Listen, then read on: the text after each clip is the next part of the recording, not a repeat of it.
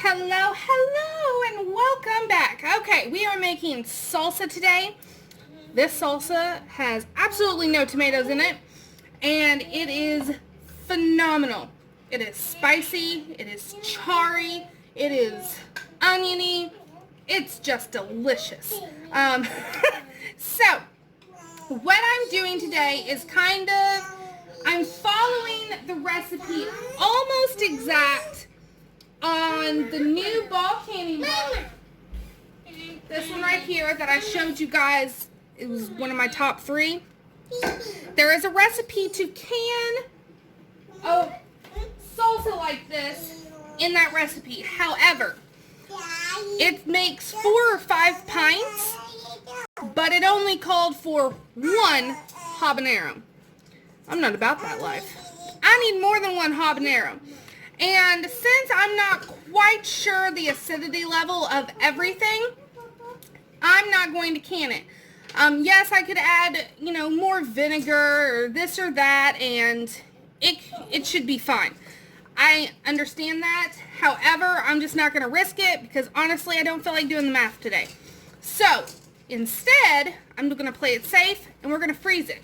You could also just serve this fresh if you're having a party or something, and then not have to worry about it at all. But I have frozen salsas before, and they come out great. You defrost them in your fridge the day before, and they're wonderful. They keep all the texture, flavor, everything. It's wonderful. So don't be afraid to freeze versus can. So, with that being said, I'm going to show you how to assemble this, and then it's done because we're going to freeze it. So, what I started with was about 4 pounds worth of pineapple.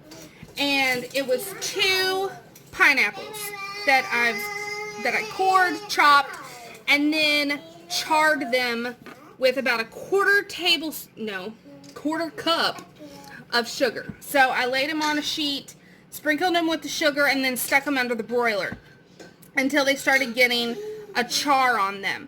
So that is what has happened to them. They're ready for the next step. I'm going to add 2 additional tablespoons of sugar, a half a cup of lime juice, a heaping or packed half cup of chopped cilantro.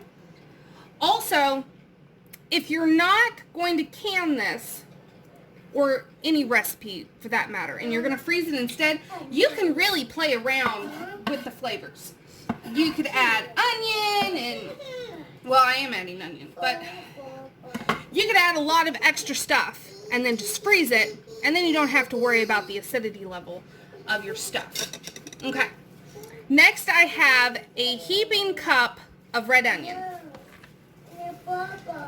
And that I just chopped pretty fine. And then the best part, I have 5 habaneros.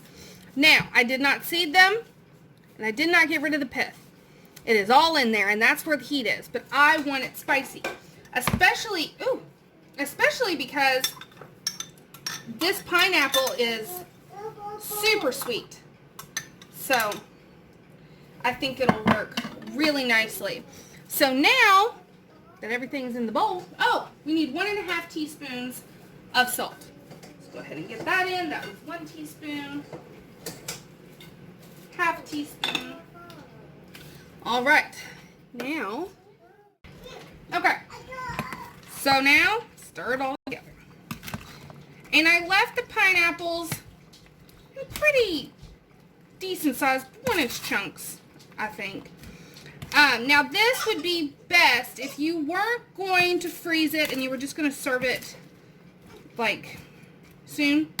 I would let it sit for at least a few hours in the fridge just to let all the flavors come together and make sure that it doesn't need anything. Also, when I cut the habaneros, I was wearing gloves. You definitely don't want to get that oil on your hand and then touch your eye or touch your nose or anything else for that matter, because It'll burn. Oh, this is so beautiful. Okay.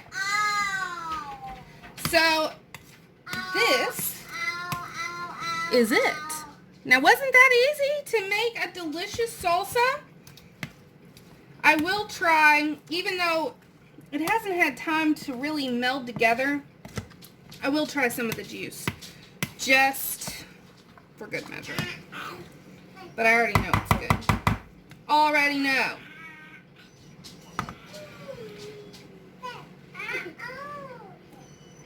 Oh my goodness.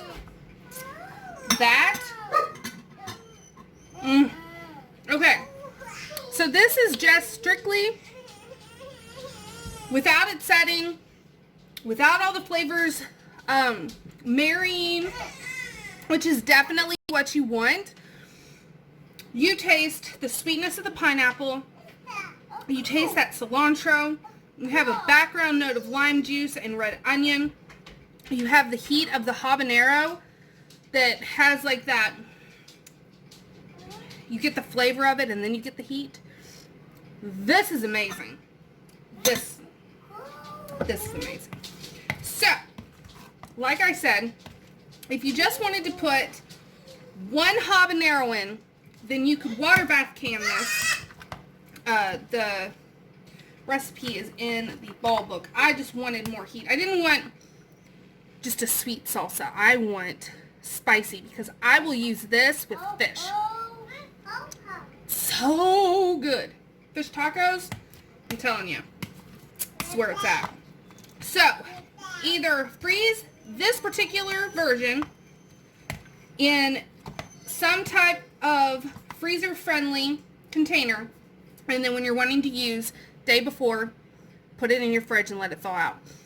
If you're wanting to do this fresh, I would make it the day before and then just put it in a tightly, covered container in your fridge and let everything marry and then give it a good stir before you serve. That's all you have to do, guys. That's all you have to do. So, I hope you enjoyed this video. I hope that you try it for yourself. Don't be afraid to change up the recipes if you're not going to can them. I just want to reiterate that. If you're not going to can them. If you're going to can them, I would stick with approved recipes. So, I will see you all next time. Thanks for watching.